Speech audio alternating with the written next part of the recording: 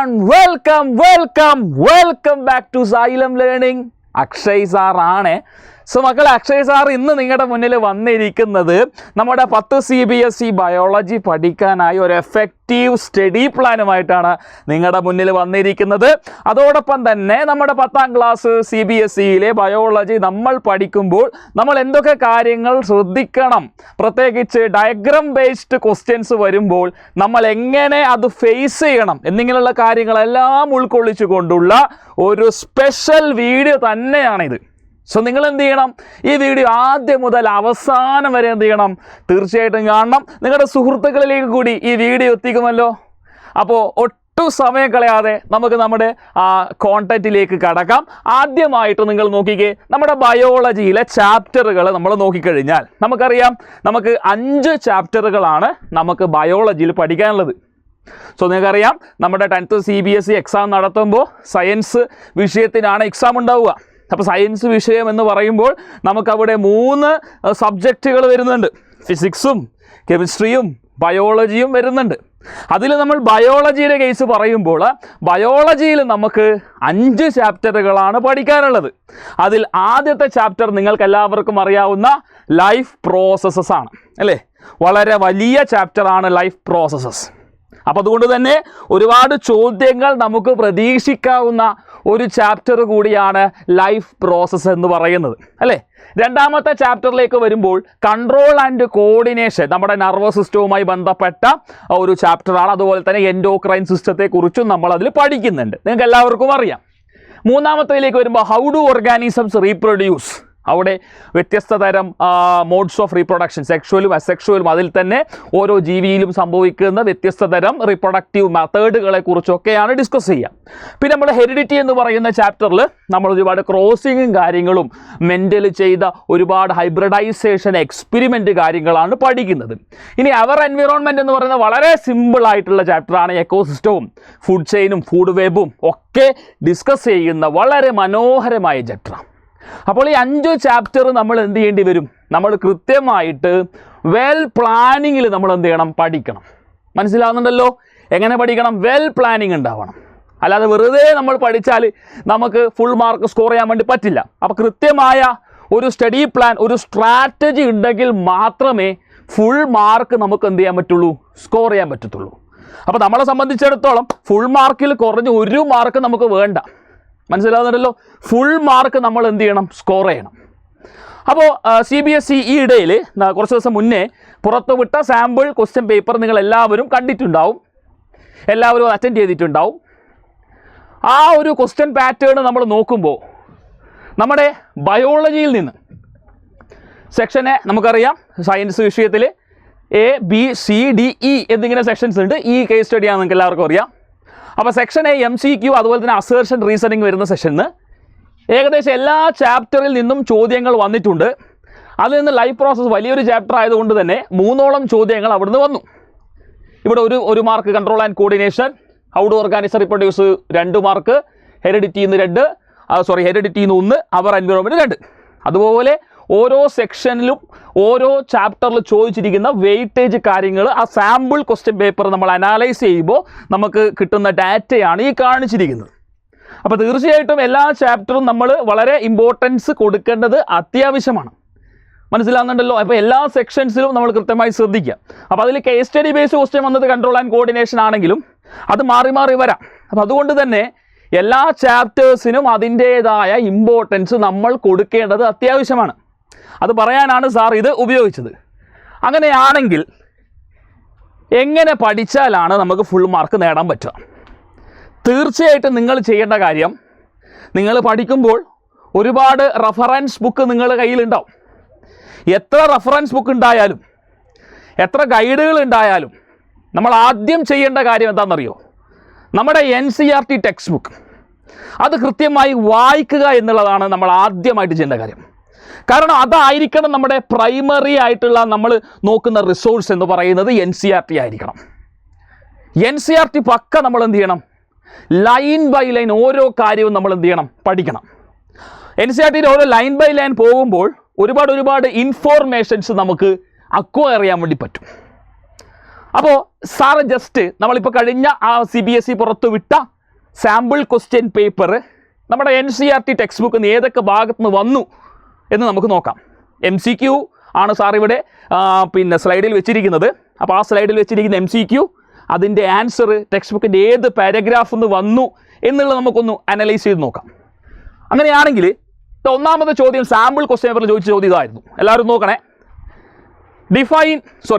During cellular oxidation of glucose, ATP is produced along with the formation of other products in this reaction. Which of the following event is associated with the production of maximum ATP molecule per molecule of glucose during this process? അതായത് ഏറ്റവും കൂടുതൽ ATP generate ചെയ്യുക എന്ന് പറഞ്ഞാൽ more energy release ചെയ്യുന്ന പ്രോസസ്സാണ് ചോദിച്ചത്.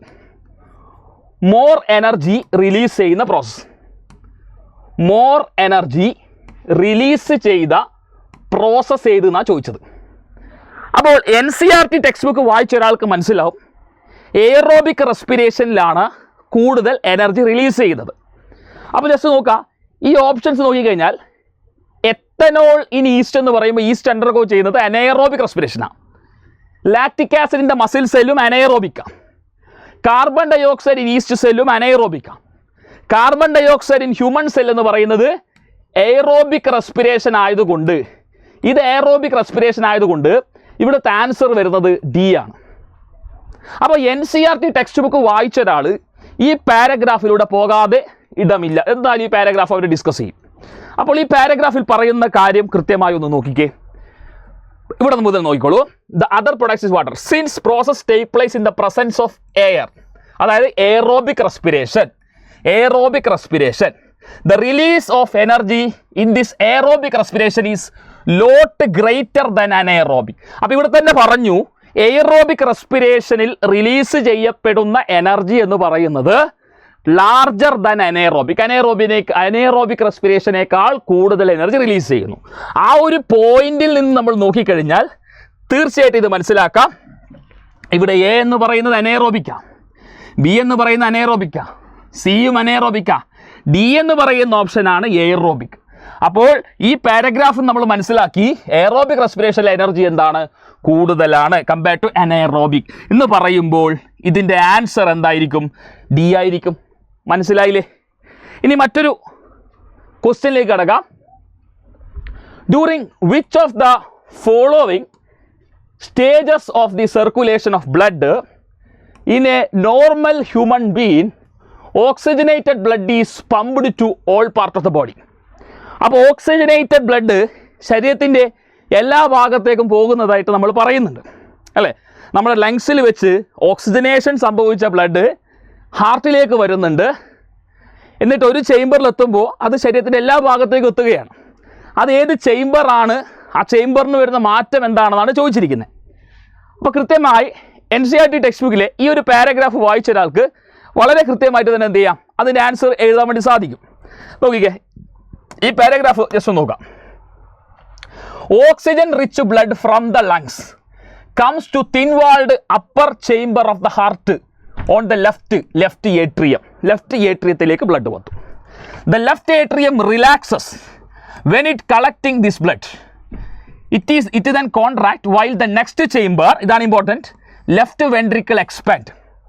അപ്പോൾ ലെഫ്റ്റ് വെൻട്രിക്കിൾ എക്സ്പാൻഡ് ചെയ്യുമ്പോൾ എന്ത് സംഭവിക്കും, blood is transferred to left ventricle. When the muscular left ventricle contract, അപ്പോൾ ലെഫ്റ്റ് വെൻട്രിക്കിൾ കോൺട്രാക്ട് ചെയ്യുമ്പോൾ the blood is pumped out of the body. അപ്പോൾ ആര് കോൺട്രാക്ട് ചെയ്യുമ്പോഴാണ് ബ്ലഡ്, ഓക്സിജനേറ്റഡ് ബ്ലഡ് പുറത്തേക്ക് പോവുക, ലെഫ്റ്റ് വെൻട്രിക്കിൾ. അപ്പോൾ ഈ ഒരു സെൻറ്റൻസ് വായിച്ച ഒരാൾക്ക് വളരെ കൃത്യമായിട്ട് ഇതിൻ്റെ ആൻസറും എഴുതാൻ വേണ്ടി പറ്റും. Contraction of left ventricle. മനസ്സിലായല്ലോ? അപ്പോൾ ലെഫ്റ്റ് വെൻട്രിക്കിളിൻ്റെ കോൺട്രാക്ഷൻ സംഭവിക്കുമ്പോഴാണ് ഓക്സിജനേറ്റഡ് ബ്ലഡ് ശരീരത്തിൻ്റെ എല്ലാ ഭാഗത്തേക്കും പോകുന്നത്. കഴിഞ്ഞിട്ടില്ല, ഇനി അടുത്ത MCQ നമുക്ക് നോക്കാം. അടുത്ത MCQ ഇതായിരുന്നു. Which are the following adaptation in herbivorous help in digestion of cellulose. അപ്പോൾ ഹെർബിവോറിനെ സംബന്ധിച്ചിടത്തോളം അത് പ്ലാന്റ് ഈറ്റിംഗ് ആനിമൽസ് ആണ്. സെല്ലുലോസ് ആണ് പ്ലാന്റിൻ്റെ ഏറ്റവും പ്രധാനപ്പെട്ട ഘടകം എന്ന് പറയുന്നത് തന്നെ. അപ്പോൾ സെല്ലുലോസിൻ്റെ ഡൈജഷന് വേണ്ടി ഹെർബിവോറിൽ കാണപ്പെടുന്ന അഡാപ്റ്റേഷൻ എന്താണെന്നാണ് ചോദിച്ചിരിക്കുന്നത്. അപ്പോൾ ഈ ഒരു പാരഗ്രാഫ് വായിച്ച ഒരാൾക്ക് കൃത്യമായിട്ട് ഇതിൻ്റെ ആൻസർ എഴുതാൻ വേണ്ടി പറ്റും. ഇവിടെ നിങ്ങൾ നോക്കുക, ഇവിടെ നോക്കിക്കോളൂ. The length of the small intestine differs in various animal. പല ആനിമൽസിലും സ്മോൾ ഇൻറ്റസ്റ്റൈൻ്റെ ലെങ്ത് ഡിഫറൻ്റ് ആണ്. Depending on the food they eat. അവർ കഴിക്കുന്ന ഭക്ഷണത്തിനനുസരിച്ച് സ്മോൾ ഇൻറ്റസ്റ്റൈൻ്റെ ലെങ്ത് ഡിഫറൻ്റ് ആണ്. Herbivore eating grass need longer small intestine. Longer ആയിട്ടുള്ള സ്മോൾ ഇൻറ്റസ്റ്റൈൻ വേണം to allow the cellulose to be digested. അപ്പോൾ സെല്ലുലോസിൻ്റെ ഡൈജഷന് എങ്ങനെയുള്ള സ്മോൾ ഇൻറ്റസ്റ്റൈനാണ് വേണ്ടത്? Longer small intestine. കണ്ടോ, അവിടെ ആൻസർ അവിടെ തന്നെ വന്നു അല്ലേ? ലോങ്ങർ സ്മോൾ ഇൻറ്റസ്റ്റൈൻ വേണം. അപ്പോൾ NCERT കൃത്യമായി വായിച്ച ഒരാൾക്ക് ഈ പറഞ്ഞിരിക്കുന്ന MCQO, അസേർഷൻ റീസണിങ്ങോ അതുപോലെ തന്നെ ബാക്കിയുള്ള ചോദ്യങ്ങളെല്ലാം തന്നെ എളുപ്പത്തിൽ സ്കോർ ചെയ്യാൻ വേണ്ടി പറ്റും. ആ ഒരു കോൺഫിഡൻസ് നമുക്ക് ഉണ്ടാവണം എന്ന് മാത്രം. ഇനി അടുത്തൊരു ചോദ്യം. There was a cerebellar dysfunction. സെറിബെല്ലത്തിന് ചെറിയ ബുദ്ധിമുട്ടുണ്ട്, അതിൻ്റെ ഫങ്ഷനിങ് കൃത്യമായി ചെയ്യാൻ പറ്റുന്നില്ല. ഇൻ എ പേഷ്യൻ്റ്, ഒരു രോഗിയിൽ സെറിബെല്ലത്തിന് കൃത്യമായി ഫങ്ഷൻ ചെയ്യാൻ പറ്റുന്നില്ല. Which of the following activity will be disturb in this patient as A result of this. അപ്പോൾ സെറിബെല്ലാർ ഡിസ്ഫങ്ഷൻ വരുമ്പോൾ ഏത് തരം പ്രവർത്തനമാണ് അവർക്ക് ബുദ്ധിമുട്ടാവുക? അപ്പോൾ ഇതിൻ്റെ ആൻസർ കിട്ടണമെങ്കിൽ ടെക്സ്റ്റ് ബുക്കിൽ ഈ ഒരു പാരഗ്രാഫ് വായിച്ചിട്ടുണ്ടെങ്കിൽ വളരെ എളുപ്പത്തിൽ ഇതിൻ്റെ ആൻസർ കിട്ടി. നോക്കിക്കോളൂ. Think about activities like walking in a straight line. Okay. These are possible due to part of hindbrain called cerebellum. It is responsible for precision of voluntary actions and maintaining posture and balance of the body. അപ്പോൾ നമ്മുടെ balance maintain ചെയ്യുന്ന ഭാഗം സെറിബെല്ലമാണ്. മനസ്സിലായല്ലോ? അപ്പോൾ ചില voluntary actions ആയ ഒരു straight line നടക്കണം, റൈഡിങ് എ ബൈസൈക്കിൾ, ഇതൊക്കെ ബാലൻസ് വേണ്ട കാര്യമാണ്. സോ നമ്മുടെ മസ്കുലർ ആക്ടിവിറ്റിയെ കോർഡിനേറ്റ് ചെയ്തുകൊണ്ട് നമുക്ക് ബാലൻസ് മെയിൻറ്റെയിൻ ചെയ്യുന്ന, ഇക്വിലിബ്രിയം മെയിൻറ്റെയിൻ ചെയ്യുന്ന ഭാഗമാണ് സെറിബെല്ലം എന്നാണ് ഈ പാരഗ്രാഫ് പറയുന്നത്. അപ്പോൾ ഈ പാരഗ്രാഫ് വായിച്ച ഒരാൾക്ക് കൃത്യമായിട്ട് പറയാം, സെറിബെല്ലത്തിൻ്റെ ഫങ്ഷനിൽ എന്തെങ്കിലും പ്രശ്നം വന്നു കഴിഞ്ഞാൽ അത് എന്തിനെയാണ് ബാധിക്കുക? പോസ്ചർ ആൻഡ് ബാലൻസിനെയാണ് ബാധിക്കുക. വളരെ ഈസി ആയിട്ട് എഴുതാൻ പറ്റുമല്ലോ, എഴുതാൻ പറ്റും. അങ്ങനെയാണെങ്കിൽ അടുത്ത ചോദ്യം നോക്കിക്കേ. കഴിഞ്ഞിട്ടില്ല, അടുത്തൊരു ചോദ്യം. In snails, individuals can begin life as male and depending on environmental condition, they become female. അപ്പോൾ ഒച്ചിൻ്റെ കേസിൽ അവരുടെ ജീവിതം അവർക്ക് മെയിലായി തുടങ്ങാമെങ്കിലും കുറച്ച് കഴിഞ്ഞാൽ depending on certain environmental condition അവരവരുടെ ജെൻഡർ അല്ലെങ്കിൽ ആ ഒരു സെക്സ് എന്ത് ചെയ്യാണ്, സെക്സ് എന്താകുമെന്ന് ചേഞ്ച് ചെയ്യാൻ ഫീമെയിലേക്ക് മാറുകയാണ്.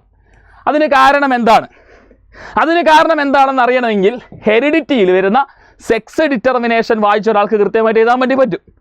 കൃത്യമായി ഇവിടെ പറയുന്നുണ്ട്, കൃത്യമായിട്ട് ഇതാ നോക്കിക്കോളൂ. Different species use different strategies four sex determination. ഒരു കുട്ടി ആണാണ് പെണ്ണാണ്, അതാണ് സെക്സ് ഡിറ്റർമിനേഷൻ. അപ്പോൾ അത് പല ജീവികളിലും പല രീതിയിലാണ് ഡിറ്റർമൈൻ ചെയ്യുക. അപ്പോൾ ഇവിടെ നോക്കിക്കോളൂ. Some rely entirely on environmental cues. Thus, in some animal, the temperature at which fertilized egg are kept determine whether the animal developing the egg will be male or female. നമ്മൾ ടർട്ടിലിൻ്റെ കേസിലൊക്കെ അങ്ങനെയാണ്. ഇനി ഇത് നോക്കിക്കേ, ഈ ഇത് ഇമ്പോർട്ടൻ്റ് ആണ്. ആ question answer ചെയ്യണമെങ്കിൽ ഇത് ഇമ്പോർട്ടൻ്റ് ആണ്. In other animal such as snails, ഒച്ച്, individuals can change sex, indicating that sex is not genetically determined. അതാണ് അവിടുത്തെ ആൻസർ.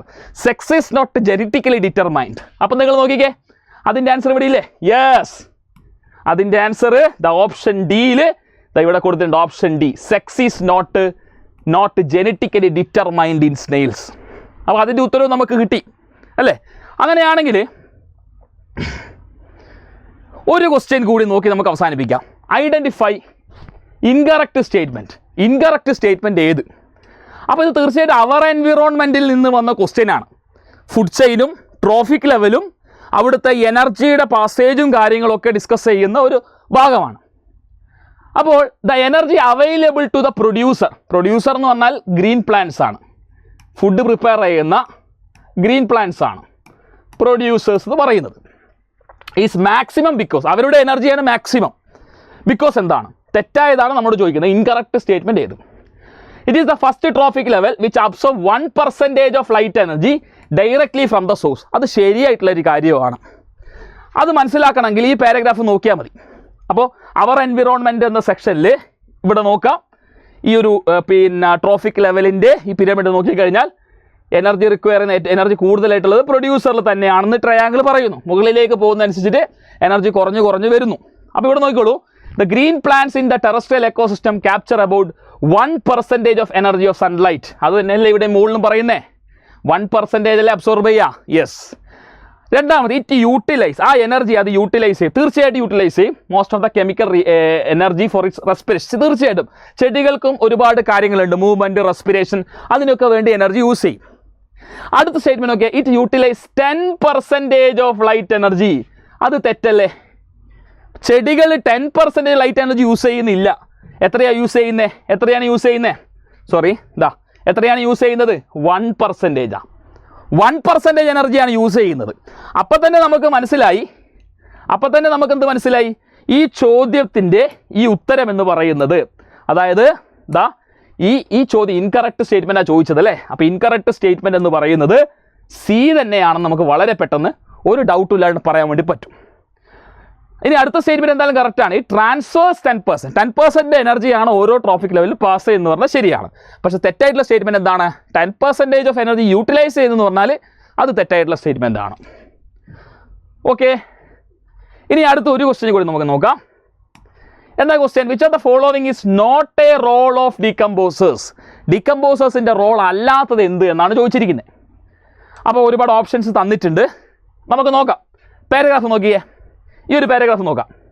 അപ്പോൾ ഡീകമ്പോസേഴ്സുമായി ബന്ധപ്പെട്ട ഒരു പാരഗ്രാഫാണ്. Imagine a situation when you are not cleaning the aquarium, some fishes and plants ഡെഡായി, ചത്തുപോയി. Have you ever thought what happens when an organism dies? The microorganism comprising bacteria, fungi break down the dead remains and waste product of organism. Decompose ചെയ്യും. These microorganisms are the decomposers. They break down the complex organic substance. അപ്പോൾ decompose എന്ത് ചെയ്യും? Decompose തീർച്ചയായിട്ടും വേസ്റ്റിന് എന്ത് ചെയ്യും? Break down ചെയ്യും. അപ്പോൾ അത് ശരിയാണ്, വേസ്റ്റ് ഡീകമ്പോഷൻ ശരിയാണ്. പക്ഷെ നമ്മളോട് ചോദിച്ചിരിക്കുന്ന നോട്ട് എ റോളാണ്. ചോദിച്ചിരിക്കുന്ന ചോദ്യം നോട്ട് എ റോൾ. അപ്പോൾ ഇതൊക്കെ റോളാണ്. വേസ്റ്റ് ഡീകമ്പോസിഷനും ബ്രേക്ക് ഡൗൺ ഓഫ് ഡെഡ് റിമൈൻസും റോളാണ്. അടുത്തെന്താ പറയുന്നത് നോക്കിക്കോളൂ. into simple inorganic substance that go into the soil and used up and are used up once more by the plant. അപ്പോൾ അവിടെ എന്ത് നടക്കുന്നുണ്ട്? സോയിൽ റിപ്ലനിഷ്ഡ് ആവുന്നുണ്ട്. കണ്ട, നാച്ചുറൽ റിപ്ലനിഷ്മെൻറ്റ് ഓഫ് സോയിൽ അവിടെ നടക്കുന്നുണ്ട്. അപ്പോൾ അടുത്ത ഓപ്ഷനും റോളാണ്. അപ്പോൾ ഇതും റോളാണ്. ഏത്? റിപ്ലനിഷ്മെൻറ്റ്, നാച്ചുറൽ റിപ്ലനിഷ്മെൻറ്റ് ഓഫ് സോയിലും റോളാണ്. പക്ഷേ ഇതെന്ന് പറയുന്നത് എന്തല്ല? മൈക്രോ ഓർഗാനിസത്തിൻ്റെ അല്ലെങ്കിൽ ഡീകമ്പോസേഴ്സിൻ്റെ റോളല്ല. എന്ത്? Enrichment of oxygen in atmosphere എന്ന് പറയുന്ന റോൾ അല്ലല്ലോ. ആ പാരഗ്രാഫിൽ നമുക്ക് മനസ്സിലായി മൈക്രോ അല്ല ഡീകമ്പോസേഴ്സിൻ്റെ റോള് എ റോളാണെന്ന് മനസ്സിലായി, സി റോളാണെന്ന് മനസ്സിലായി, ഡി റോളാണെന്ന് മനസ്സിലായി. പക്ഷേ ഒരിക്കലും എന്തല്ല? ബി റോളായിട്ട് വരുന്നില്ല. അപ്പോൾ ആ പാരഗ്രാഫ് വായിച്ച് മനസ്സിലാക്കി കൃത്യമായി പഠിച്ച ഒരാൾക്ക് ആ ചോദ്യത്തിൻ്റെ ഉത്തരവും എഴുതാൻ വേണ്ടി സാധിക്കും. അപ്പോൾ നമ്മളിപ്പോൾ സാമ്പിൾ ക്വസ്റ്റ്യൻ പേപ്പറിലെ കുറച്ച് ആ സെക്ഷൻ എയിൽ വരുന്ന എല്ലാ ചോദ്യങ്ങളും, ആ ബയോളജിയിലെ എല്ലാ ചോദ്യങ്ങളും നമ്മളിവിടെ കണ്ടു. അത് ടെക്സ്റ്റ് ബുക്കിൽ ഏതൊക്കെ ഭാഗങ്ങളിൽ നിന്ന് വന്നു എന്ന് നമ്മൾ മനസ്സിലാക്കി. അതിലൂടെ NCERT ടെക്സ്റ്റ് ബുക്ക് വായിക്കുന്നതിൻ്റെ ആവശ്യകത, അതിൻ്റെ ഇമ്പോർട്ടൻസും നമ്മൾ എന്ത് ചെയ്തിട്ടുണ്ട്? മനസ്സിലാക്കിയിട്ടുണ്ട്. അങ്ങനെയാണെങ്കിൽ നമുക്ക് ഡയഗ്രാം ബേസ്ഡ് ക്വസ്റ്റ്യൻസും ബയോളജിയെ സംബന്ധിച്ചിടത്തോളം വളരെ ഇമ്പോർട്ടൻ്റ് ആണ്. അപ്പോൾ ഡയഗ്രാം ബേസ്ഡ് ക്വസ്റ്റ്യൻസും നമുക്ക് ചോദിക്കാനുള്ള സാധ്യത വളരെ കൂടുതലാണ്. ഡയഗ്രാം ബേസ്ഡും അതുപോലെ തന്നെ ആക്ടിവിറ്റി ബേസ്ഡ് ക്വസ്റ്റ്യൻസും. അങ്ങനെയാണെങ്കിൽ എന്തൊക്കെയാണ് ഡയഗ്രാം ബേസ്ഡ് ക്വസ്റ്റ്യൻസ് നമ്മൾ ശ്രദ്ധിക്കേണ്ടത്?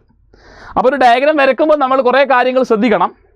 ഒന്നാമത്തെ കാര്യം ഈ പറഞ്ഞിരിക്കുന്ന കാര്യം തന്നെയാണ്, പെന്നുകൊണ്ട് നമ്മൾ വരക്കരുത് എന്ന് തന്നെയാണ് പറയാനുള്ളത്. പെന്ന് കൊണ്ട് നമ്മൾ ഒരു കാരണവശാലും നമ്മുടെ പേപ്പറിൽ ഡയഗ്രാംസ് വരക്കാൻ വേണ്ടി പാടില്ല. അത് നിങ്ങൾ വീട്ടിൽ നിന്ന് പ്രാക്ടീസ് ചെയ്യുമ്പോൾ പോലും പെന്ന് ഉപയോഗിച്ചുകൊണ്ടുള്ള വര നിങ്ങൾ മാക്സിമം ഒഴിവാക്കേ പറ്റുള്ളൂ. മനസ്സിലായ? ഒഴിവാക്കണം. നിങ്ങൾ എന്താണ് ഉപയോഗിക്കേണ്ടത്? പെന്നിന് പകരം നിങ്ങൾ എന്ത് ഉപയോഗിക്കാം? നിങ്ങൾ പെൻസിൽ ഉപയോഗിക്കാം. ഓക്കെ, പെന്നിന് പകരം പെൻസിൽ ഉപയോഗിക്കാം. അപ്പോൾ എന്തെങ്കിലും മിസ്റ്റേക്ക് വരുമ്പോൾ you can use the eraser. അതുപോലെ തന്നെ പെൻസിൽ നല്ല രീതിയിൽ ഷാർപ്പ് ചെയ്ത് ഉപയോഗിക്കുക. വേണ്ടത്ര ഷാർപ്പ്നെസ് പെന്നിൽ ഉണ്ടാവണം. പെൻസിലാണ്, പെൻസിൽ ഷാർപ്പ്നെസ് ഉണ്ടാവണം. So you can use sharpener also. ഇനി അടുത്ത് നോക്കിക്കോളൂ, നമ്മൾ ഡയഗ്രാം വരക്കുമ്പോൾ നമ്മളൊരു പേജിൻ്റെ 3/4 പേജെങ്കിലും നമ്മൾ ഡയഗ്രാം വരക്കാനായി ഉപയോഗിക്കണം. ഫോർ എക്സാമ്പിൾ പറയുകയാണെങ്കിൽ ഇവിടെ ഒരു പേപ്പർ ഉണ്ടെന്ന് വിചാരിക്കാം, നമ്മളെ ഷീറ്റാണെന്ന് വിചാരിക്കാം. ഓക്കെ, അപ്പോൾ നിങ്ങൾ ഈ ഷീറ്റിൽ കുറേ കാര്യങ്ങൾ എഴുതി ആ പേജിൻ്റെ കാൽഭാഗം മാത്രമേ ബാക്കിയുള്ളൂ എന്ന് വിചാരിക്കാം. അപ്പോൾ കാൽഭാഗത്തിൽ നിങ്ങൾ എന്ത് ചെയ്യരുത്, ആ കാൽഭാഗത്തിൽ നിങ്ങൾ ഡയഗ്രാംസ് ഒന്നും വരക്കാൻ വേണ്ടി നിൽക്കരുത്. മനസ്സിലായ? അതായത് ഒരു 3/4 പേജെങ്കിലും, മുക്കാൽ ഭാഗമെങ്കിലും വലിയ ഫിഗറുകൾക്ക് നിങ്ങൾ എന്ത് ചെയ്യണം, കണ്ടെത്തണം. ഇനി കുഞ്ഞു ഫിഗറൊക്കെ ആണെങ്കിൽ നിങ്ങൾക്ക് ഇവിടെ ഉപയോഗിക്കാം. വലിയ ഫിഗർ വരുമ്പോൾ 3/4 പേജ് നമ്മൾ യൂസ് ചെയ്യുന്നുണ്ട് എന്നുള്ളത് ഉറപ്പുവരുത്തണം. എന്നെങ്കിൽ മാത്രമേ ആ ഡയഗ്രത്തിന് ആ വലിപ്പം കിട്ടുകയും അതിലുള്ള ഭാഗങ്ങൾ, അതിൽ ഒരുപാട് ഭാഗങ്ങൾ മാർക്ക് ചെയ്യണമല്ലോ, ആ ഭാഗങ്ങൾ കൃത്യമായി നിങ്ങൾക്ക് മാർക്ക് ചെയ്യാൻ പറ്റത്തുള്ളൂ. സോ അതുകൊണ്ട് ഈ പോയിന്റ് നിങ്ങൾ എല്ലാവരും തന്നെ എന്ത് ചെയ്യണം, ശ്രദ്ധിക്കേണ്ടതാണ്. അടുത്തായി പറയാനുള്ളത്, നമ്മൾ ഡയഗ്രാം വരക്കുമ്പോൾ ഡയഗ്രാം ലെഫ്റ്റ് സൈഡിൽ വരക്കാനും, അതായത് പേജിൻ്റെ, ഇപ്പോൾ ഇതൊരു പേജാണെന്ന് വിചാരിക്കുക, ഇത് നിങ്ങളെ പേജാണെന്ന് വിചാരിക്കുക. അപ്പോൾ പേജിൻ്റെ ലെഫ്റ്റ് സൈഡിൽ ഡയഗ്രാം വരക്കാനും ലേബലിങ്സ് റൈറ്റ് സൈഡിലേക്ക് മാർക്ക് ചെയ്യാനും നിങ്ങൾ ശ്രദ്ധിക്കണം. അതായത് ഇവിടെ നോക്കിക്കോളൂ, ഇപ്പം ഇവിടെ ഇവിടെ ഈ റീജിയൻ മൗത്താണ്. അപ്പം ലേബലിംഗ് എപ്പോഴും റൈറ്റ് സൈഡിലേക്ക് വന്നു. ഇനി ഇവിടെ നോക്കിക്കഴിഞ്ഞാൽ ഈസോഫാഗസ് ആണ്. മനസ്സിലാവുന്നുണ്ടല്ലോ, ഈസോഫാഗസ് ആണ്. ഇവിടെയൊക്കെ നോക്കിക്കഴിഞ്ഞാൽ സ്റ്റൊമക്കാണ്. എല്ലാം ഞാൻ വരക്കുന്നില്ല, എല്ലാം ഞാൻ എഴുതുന്നില്ല. അതുപോലെ അതായത് നമ്മുടെ പേപ്പറിൽ ലെഫ്റ്റ് സൈഡിൽ ഡയഗ്രവും ലേബലിങ്സ് കംപ്ലീറ്റ് റൈറ്റ് സൈഡിലേക്ക് കൊണ്ടുപോകാം. അതല്ലാതെ ഒരു ഡയഗ്രാം വരച്ച് ഇവിടെ ഇങ്ങോട്ടേക്കും ഇങ്ങോട്ടേക്കും ഇങ്ങോട്ടേക്കും ഇങ്ങോട്ടേക്കും ഇങ്ങോട്ടേക്കും ഒന്നും എന്ത് ചെയ്യരുത്, ലേബൽ ചെയ്യരുത്. ഒരു സ്റ്റാൻഡേർഡ് ഫോർമാറ്റിൽ, ഈ പറഞ്ഞ ഫോർമാറ്റിൽ ചെയ്യുമ്പോൾ തീർച്ചയായിട്ടും ആ പേപ്പർ കാണുമ്പോൾ തന്നെ നല്ലൊരു ഭംഗി ഉണ്ടാവും. മനസ്സിലായല്ലോ? നല്ല ഓർഡർ ഉണ്ടാവും, നല്ല അറേഞ്ച്മെൻ്റ് ഉണ്ടാവും. സോ ഇത് നിങ്ങൾ കൃത്യമായിട്ട് ശ്രദ്ധിക്കുമല്ലോ. അടുത്തതായിട്ട് പറയാനുള്ള കാര്യം എന്ന് വെച്ച് കഴിഞ്ഞാൽ, എന്താണ് ഈ ഡയഗ്രാം ബേസ്ഡ് ക്വസ്റ്റ്യൻ? അപ്പോൾ നമ്മുടെ പരീക്ഷയിൽ നമ്മൾ ഡയഗ്രാം ബേസ്ഡ് ക്വസ്റ്റ്യൻസ് വരുമെന്ന് പറഞ്ഞു. അതെങ്ങനെ എഴുതേണ്ടത് എന്നുള്ള കാര്യങ്ങളൊക്കെ നമ്മൾ പറയാം. എന്താണ് ഈ ഡയഗ്രാം ബേസ്ഡ് ക്വസ്റ്റ്യൻ? ഒരു ഡയഗ്രാം ബേസ്ഡ് ക്വസ്റ്റ്യൻ്റെ പ്രത്യേകത, അതിൽ നിങ്ങൾക്ക് ഒന്നിക്ക് ലേബൽഡ് ഡയഗ്രാം തരും, അല്ലെങ്കിൽ അൺലേബിൾഡ് ആയിട്ടുള്ളൊരു ഡയഗ്രാം ക്വസ്റ്റ്യൻ പേപ്പർ തരും. ഒന്നുകിൽ ലേബൽഡ് ആയിരിക്കും, അല്ലെങ്കിൽ അൺലേബിൾഡ് ആയിരിക്കും. എന്നിട്ട് ആ ഡയഗ്രവുമായി ബന്ധപ്പെട്ട, ആ ഇമേജുമായി ബന്ധപ്പെട്ട കുറച്ച് ചോദ്യങ്ങളുണ്ടാവും. ചിലപ്പോൾ നമ്മൾ ഇമേജ് തന്നെ വരക്കേണ്ട സാഹചര്യമുണ്ട്. അപ്പോൾ ഒന്നുകിൽ ഡയഗ്രാം വരക്കേണ്ടി വരും, അതല്ലെങ്കിൽ ഡയഗ്രാം ഓൾറെഡി തന്നിട്ടുണ്ടാവും. ആ തന്നിരിക്കുന്ന ഡയഗ്രാം ചിലപ്പോൾ ലേബൽഡ് ആയിരിക്കും, ചിലപ്പോൾ അൺലേബിൾഡ് ആയിരിക്കും, മാർക്കിംഗ് ഒന്നും ഉണ്ടാവില്ല. എന്നിട്ട് ആ ഡയഗ്രവുമായി ബന്ധപ്പെട്ട കുറച്ച് ചോദ്യങ്ങളുണ്ടാവും. ഇനി ഈ പറഞ്ഞിരിക്കുന്ന ഡയഗ്രാം ബേസ്ഡ് ക്വസ്റ്റ്യൻ എന്തിന് അറ്റൻഡ് ചെയ്യണം എന്ന ക്വസ്റ്റ്യൻ്റെ ആൻസർ വളരെ പെട്ടെന്ന് തന്നെ ഡയഗ്രാം ബേസ്ഡ് ക്വസ്റ്റ്യൻസ് നമുക്ക് മാർക്ക് സ്കോർ ചെയ്യാൻ വേണ്ടി പറ്റും. ഒരു എക്സാമ്പിൾ ഞാൻ കാണിച്ചു തരും, അപ്പോൾ നിങ്ങൾക്ക് മനസ്സിലാവും. വളരെ പെട്ടെന്ന് മാർക്ക് സ്കോർ ചെയ്യാൻ വേണ്ടി പറ്റും diagram based question. Consist of related question. അപ്പോൾ ഒരു ഡയഗ്രാം തന്നിട്ട് അതുമായി ബന്ധമുള്ള ക്വസ്റ്റ്യൻസേ ചോദിക്കുള്ളൂ, അല്ലാതെ ചിത്രമൊന്നും ക്വസ്റ്റ്യൻസ് വേറെ ആയിരിക്കില്ല. അതുകൊണ്ട് റിലേറ്റഡ് ക്വസ്റ്റ്യൻസ് ഒരുപാട് വരുമ്പോൾ വളരെ പെട്ടെന്ന് കണക്ട് ചെയ്ത് ചെറിയ സമയത്തിനുള്ളിൽ ഫുൾ മാർക്ക് നമുക്ക് സ്കോർ ചെയ്യാൻ വേണ്ടി പറ്റും. അതുപോലെ ഞാൻ പറഞ്ഞു, ചുരുങ്ങിയ സമയം എന്ന് പറയുമ്പോൾ തന്നെ അതാണ് പറയുന്നത്, does not take much time. നമ്മളിപ്പോൾ ഒരു പാരഗ്രാഫ് എഴുതുമ്പോൾ എടുക്കുന്ന സമയം ഒന്നും എടുക്കൂല. ഒരു ഡയഗ്രാം ബേസ്ഡ് ക്വസ്റ്റ്യൻ വരുമ്പോൾ നമുക്കത് വളരെ പെട്ടെന്ന് അനായാസം നമുക്ക് എന്ത് ചെയ്യാൻ വേണ്ടി പറ്റും, പ്രൂവ് ചെയ്യാൻ വേണ്ടി പറ്റും, അല്ലെങ്കിൽ നമുക്ക് അത് സോൾവ് ചെയ്യാൻ വേണ്ടി പറ്റും, അല്ലെങ്കിൽ എഴുതാൻ വേണ്ടി സാധിക്കും എന്നുള്ളത് തന്നെയാണ്. അടുത്തതായിട്ട് പറയാനുള്ള കാര്യം, ജനറൽ ഗൈഡ് ലൈൻസ്. കുറച്ച് ഗൈഡ് ലൈൻസ് നിങ്ങൾക്ക് തരാണ്. അപ്പോൾ നമ്മളിപ്പോൾ ഒരു ഡയഗ്രാം ബേസ്ഡ് ക്വസ്റ്റ്യൻ, ഏത് തരം ക്വസ്റ്റ്യൻ ആയിക്കോട്ടെ, നമ്മൾ ആദ്യം ചെയ്യേണ്ട കാര്യം ക്വസ്റ്റ്യൻ നല്ലോണം വായിക്കുക എന്നുള്ളതാണ്. നന്നായിട്ട് ക്വസ്റ്റ്യൻ വായിക്കണം. മനസ്സിലായ? പല കുട്ടികളും പെട്ടെന്ന് ക്വസ്റ്റ്യൻ വായിക്കുന്നു, കുറച്ച് കീവേഡ്സ് കാണുമ്പോൾ അപ്പം തന്നെ ആൻസർ ചെയ്യും. ക്വസ്റ്റ്യൻ മാറിപ്പോകുന്ന സാഹചര്യം പല വിദ്യാർത്ഥികളും, പല കുട്ടികളും മെസ്സേജ് അയച്ച്, കഴിഞ്ഞ വർഷങ്ങളിലും പല കുട്ടികളും മെസ്സേജ് അയച്ച് പറയുന്നൊരു വിഷയമാണ്, ക്വസ്റ്റ്യൻ മാറിപ്പോയി സാറേ. അപ്പോൾ ക്വസ്റ്റ്യൻ കൃത്യമായി വായിക്കുക. ക്വസ്റ്റ്യൻ വായിക്കാൻ നിങ്ങൾക്ക് സമയമുണ്ട്, കൃത്യമായി സമയം യൂട്ടിലൈസ് ചെയ്തുകൊണ്ട് ക്വസ്റ്റ്യൻ കൃത്യമായിട്ട് വായിക്കുക. ഇമ്പോർട്ടൻറ്റ് കീവേഡ്സ് നിങ്ങൾ മാർക്ക് ചെയ്യുക. ഫോർ എക്സാമ്പിൾ, ഒരു പാരഗ്രാഫിൽ എയറോബിക് അനേറോബിക് റെസ്പിറേഷൻ്റെ കാര്യങ്ങൾ തന്നിട്ടുണ്ടെങ്കിൽ എയറോബിക് അണ്ടർലൈൻ ചെയ്യുക, അനേറോബിക് അണ്ടർലൈൻ ചെയ്യുക. അങ്ങനെ ഇമ്പോർട്ടൻ്റ് ആയിട്ടുള്ള കീവേഡ്സ് നിങ്ങൾ മാർക്ക് ചെയ്യാൻ നിങ്ങൾ വിട്ടുപോകരുത്. Solve mark the labellings in given order. അപ്പോൾ ക്വസ്റ്റ്യൻ പേപ്പറിൽ ABCD, എ ഇന്നത് മാർക്ക് ചെയ്യണം, ബി ഇന്നത് മാർക്ക് ചെയ്യണം, സി ഇന്നത് മാർക്ക് ചെയ്യണം എന്ന് പറഞ്ഞിട്ടുണ്ടെന്ന് വിചാരിക്കാം ഒരു ഡയഗ്രത്തിൽ. അപ്പോൾ കൃത്യമായി ആ ഓർഡറിൽ മാർക്ക് ചെയ്യാൻ വേണ്ടി ശ്രമിക്കുക. അവിടെ നമ്പർ തെറ്റിക്കരുത്. Solve the question sub parts based on the marks given below. ഇത് വളരെ ഇമ്പോർട്ടൻ്റ് ആണ്. Based on the mark given below. അപ്പോൾ ഏത് തരം ക്വസ്റ്റ്യൻ, ഡയഗ്രാം ബേസ്ഡിൻ്റെ കേസ് മാത്രമല്ല, ഏത് തരം ക്വസ്റ്റ്യൻസ് വരുമ്പോഴും ആ മാർക്ക് നമ്മൾ കൃത്യമായിട്ട് നോക്കുക. ആ മാർക്കിന് അടിസ്ഥാനമായിട്ട് മാത്രം എന്ത് ചെയ്യുക, നിങ്ങൾ എഴുതുക. ഒരു മാർക്കിന് അര പേജൊക്കെ എഴുതി വെക്കുന്ന കുട്ടികളെ എനിക്കറിയാം. എന്തിന് അതിൻ്റെ ആവശ്യമുണ്ടോ? ഇല്ല. അപ്പോൾ ഓരോ ക്വസ്റ്റ്യൻ്റെയും മാർക്ക് നോക്കുക. എത്രയാണോ ആ ക്വസ്റ്റ്യൻ ഡിമാൻഡ് ചെയ്യുന്നത്, ആ ഡിമാൻഡ് ചെയ്യുന്ന ടൈം സ്പാനിൽ ഡിമാൻഡ് ചെയ്യുന്ന മാർക്കിന് വേണ്ടി മാത്രം നിങ്ങൾ എഴുതിയാൽ മതി. അല്ലാതെ നിങ്ങൾക്കറിയാവുന്ന എല്ലാ കഥയും വരിച്ചു വാരി എഴുതി കഴിഞ്ഞാൽ സമയം പരിമിതമുണ്ടാവും. സമയം നിങ്ങൾക്ക് കൃത്യമായിട്ട് ലഭിക്കാതെ വരികയും ബാക്കിയുള്ള ചോദ്യങ്ങൾ നിങ്ങൾക്ക് ആൻസർ ചെയ്യാൻ പറ്റാത്ത സാഹചര്യം ഉണ്ടാവും.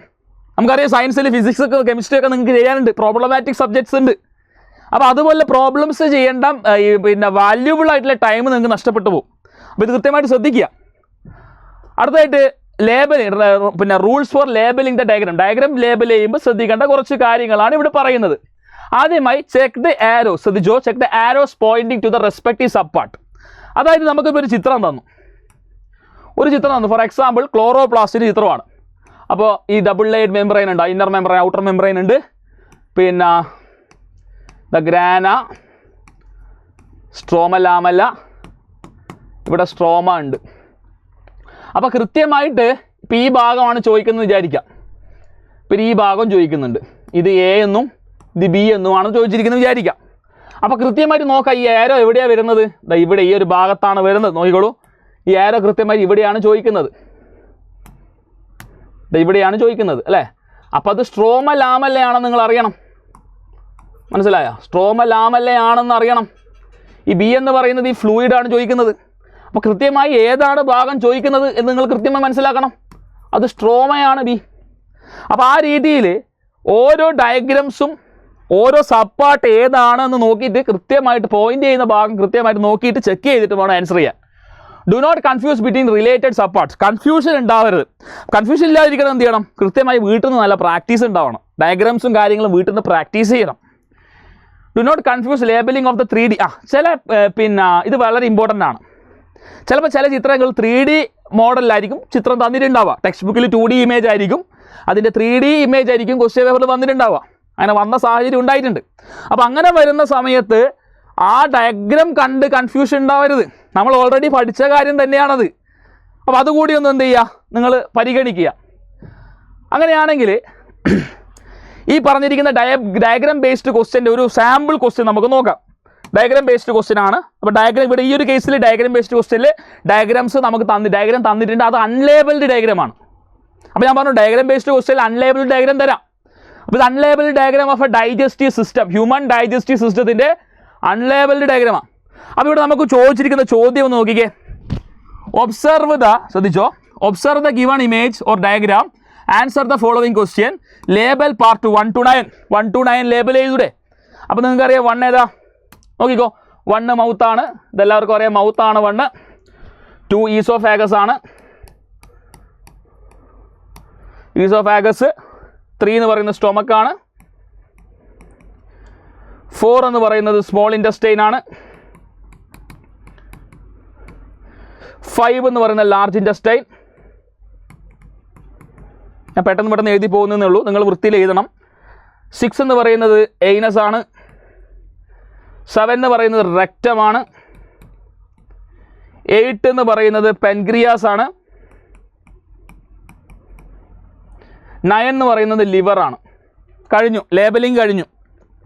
ഓക്കെ, അപ്പോൾ ലേബലിംഗ് കഴിഞ്ഞു. അപ്പോൾ നമുക്ക് ആ ഒരു മാർക്കും പറയുന്നുണ്ട്, 3 മാർക്ക് കിട്ടി ലേബൽ ചെയ്താൽ. ഇനി റൈറ്റ് ദ ഫങ്ഷൻ. നിങ്ങൾ നോക്കിയാൽ വളരെ പെട്ടെന്ന് 3 മാർക്ക് കിട്ടിയില്ലേ? അധികം എഴുതുന്നു വേണ്ട. ആ പാർട്സ് എന്താണെന്ന് കൃത്യമായിട്ട് 1 ഏത്, 2 ഏത്, 3 ഏത്, 4 എന്ന് കൃത്യമായി എഴുതിയാൽ മതി. Write the function of part 2. Part 2ൻ്റെ ഫങ്ഷൻ. പാർട്ട് 2 ഏതാ? ഈസോഫാഗസാ. ഈസോഫാഗസ് എന്താ ചെയ്യുക? ബോളസിനെ, നമ്മുടെ വിഴുങ്ങുന്ന ഭക്ഷണം ബോളസായി അല്ലേ, ആ ബോളസിന് സ്റ്റൊമക്കിൽ എത്തിക്കുന്നു. Transfer the food to the stomach അല്ലേ, സ്റ്റൊമക്കിലേക്ക് എത്തിക്കുന്നു. എഴുതി 1 മാർക്ക് കിട്ടി.